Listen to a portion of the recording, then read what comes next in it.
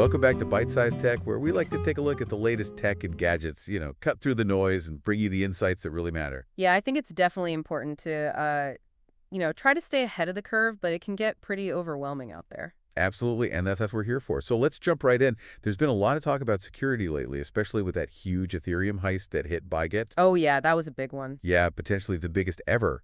Like $1.4 billion just gone. Poof. And it really just goes to show, even with blockchain tech being as secure as it is, the platforms themselves, they can still be vulnerable. Right, it's like you could have Fort Knox for your gold, but if you leave the keys out in the open, well... Exactly. And I think we're going to see a lot more scrutiny on security measures across the whole crypto world after this. For sure, it definitely makes you think twice about where you're keeping your digital assets. So speaking of security, there's been some controversy surrounding Apple's decision to stop offering iCloud encryption in the UK. Yeah, that's been a hot topic. A lot of people are upset that they caved to government pressure like that. Yeah, I mean, Apple's always been a big advocate for strong encryption, protecting user data. Right, and this kind of sets a precedent that could have a global impact. It feeds into this whole debate about privacy versus security.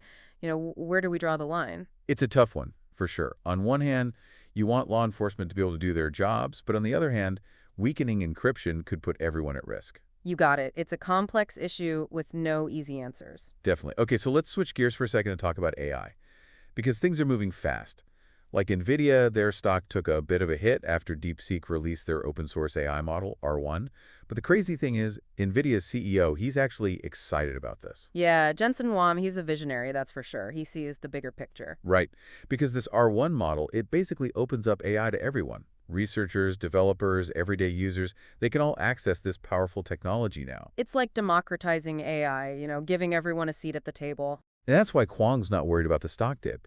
He sees this open source model as accelerating AI development for everyone. Exactly. And it's already happening. Look at universities in China. They're rushing to offer DeepSeek-based AI classes. It's mind-blowing how quickly things are changing. It really is. But it's not all sunshine and roses, right? We've also seen companies like Sakana AI having to backtrack on some of their claims about AI speed increases.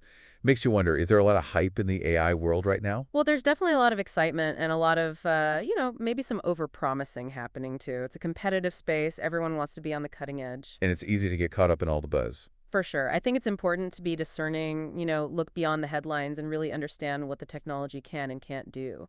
Absolutely. Transparency and real-world results, that's what matters. Okay, so let's talk about startups for a minute. Specifically, Humane, the company behind that AI pen that's been generating a lot of buzz, they just got partially acquired by HP, but for a lot less than their original valuation. Yeah, that was a tough break for them. Building hardware is expensive, and the AI market is already so crowded. It's a classic David and Goliath story, isn't it?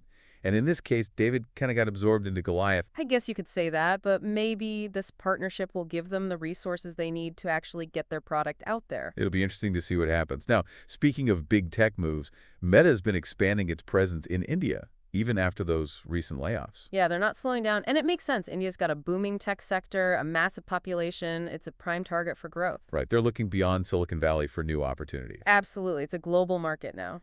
And amidst all these big players, you've got these smaller companies doing some really innovative things. Like, have you heard of CircNova? They're using AI to target circular RNA for new therapies. Oh, yeah, that's fascinating stuff. Circular RNA, it's like this hidden language within our cells, and they're using AI to decipher it. It sounds like something straight out of a sci-fi movie. It kind of is, but it has huge potential for treating diseases that we haven't been able to effectively target before. It's incredible to think about, the power of AI to unlock these secrets of biology and revolutionize medicine. It's definitely a game changer. It really is. But, before we get too deep into AI and bioengineering, let's take a step back and look at the human side of tech for a second. Duolingo, the language learning app, they decided to kill off their mascot duo in a Cybertruck for a marketing campaign. Yeah, I saw that. Talk about a bold move. Right. I mean, it definitely got people talking, but was it effective or just kind of weird? It's hard to say. It definitely grabbed attention, but it also felt a bit, I don't know, desperate. Yeah, like they were trying too hard. Exactly. So moving on to something that might hit a little closer to home for some of our listeners, there's been a report that suggests noise-canceling headphones, those things we all love, might actually be rewiring our brains. Interesting. Yeah, it's a little unsettling, right? I mean, they're great for blocking out noise, but what if they're also preventing our brains from learning to filter sounds naturally. It's a valid concern. Our brains are incredibly adaptable, but if we're constantly relying on technology to do the work for us, are we weakening that adaptability? It makes you think. It does. And on that note, we've got one last story before we wrap up this segment. Mark Zuckerberg and Priscilla Chan's charity, they recently announced that they're ending their diversity, equity, and inclusion programs, or DEI programs. And this has sparked a lot of controversy, especially in the tech world. Yeah, it's a sensitive topic for sure. Because on one hand, there's this push for more representation in tech, but on the other hand, some people argue that these programs aren't effective, or even that they can be discriminatory. It's a complex issue with no easy answers, and I think it highlights the need for open and honest dialogue, really trying to understand different perspectives and find solutions that work for everyone. I agree. It's a conversation that needs to happen. Well, we've covered a lot of ground today, from crypto heists to AI breakthroughs to the ethics of marketing and the complexities of DEI.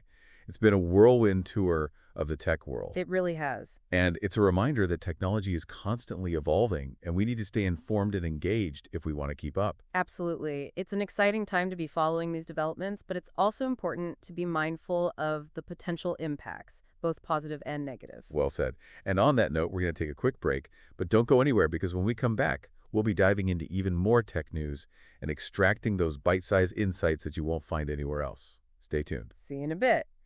So picking up where we left off, it's fascinating how this whole DEI thing is playing out. I mean, you want workplaces to be inclusive, but is ending programs the answer? Right. It's like, are we actually making things better or just shifting the problem around? Exactly. Maybe the focus should be less on programs and more on, changing the culture from the ground up. Yeah, addressing those systemic issues that create inequality in the first place. Okay, let's lighten the mood a bit. Remember those noise-canceling headphones we were talking about? Turns out they might be rewiring our brains. Oh, yeah, I remember you mentioning that. It's a little freaky when I think about it. I know, right? Like, I love my noise-canceling headphones, but what if I'm making myself more sensitive to noise in the long run? It's possible. Our brains are wired to filter out noise naturally, but if we're always blocking it out artificially, are we losing that ability? Food for thought for sure. Speaking of food for thought, have you heard of this company, Cirque Nova? They're doing some really cool things with AI and, get this, circular RNA. I have. That's the one using AI to develop new therapies, right? Yeah. So basically, circular RNA, it's like this special type of RNA that forms a loop, and it's super stable and plays a big role in how our cells work. But for a long time, scientists thought it was just junk DNA. Wow, so they're basically using AI to unlock the secrets of this hidden language inside our cells. Exactly. And they're finding ways to target specific circular RNA molecules to treat all sorts of diseases like cancer, Alzheimer's, all kinds of stuff. That's amazing. It's like science fiction becoming reality. It really is. It's crazy to think how far we've come. But, with all this amazing technology, we also have to be careful. Like, what are the ethical implications? Are we playing God with these advancements? That's a great point. Just because we can do something doesn't always mean we should. We have to consider the potential consequences of our actions. For sure. Okay, so let's bring it back down to earth for a minute. We were talking about Meta's expansion into India earlier. It's a prime example of how these tech giants are looking beyond Silicon Valley for new markets and talent, right? Yeah, absolutely. India's got a huge tech-savvy population and a rapidly growing economy. It's a no-brainer for companies like Meta. But it's not always smooth sailing for everyone, right? Like we saw with Humane, they had this great idea for an AI pen, but they ended up getting kind of swallowed up by HP. Yeah, it's tough out there for startups, especially in a field as competitive as AI. The costs are high, the risks are even higher, and sometimes you just need to partner up to survive. I guess that's the nature of the beast, right? Survival of the fittest. Okay, so for our final segment today, let's talk about something a little different. The intersection of technology, marketing, and, well, human psychology. How are companies using technology to grab our attention? And what are the potential downsides of those tactics? Oh, that's interesting. It's like, in this digital age, attention is the new currency. Everyone's vying for it. Exactly. And we're going to explore some of those attention-grabbing strategies and talk about whether they're effective, ethical, or just plain creepy. Stay tuned. You won't want to miss this. This should be good.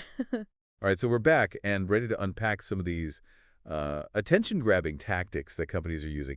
And I think Duolingo's, dramatic death of Duo the mascot is a perfect example. Yeah, definitely a head-scratcher, right? Like, did anyone really think that was a good idea? I mean, I guess it got people talking, but was it the right kind of attention? Right. Like, did it make anyone actually want to learn a new language? Or did it just come off as, I don't know, insensitive? And maybe even a little desperate, like they were grasping for relevance? I think a lot of companies struggle with that, trying to stand out in a crowded market without alienating their audience in the process. It's a tough balance to strike, for sure.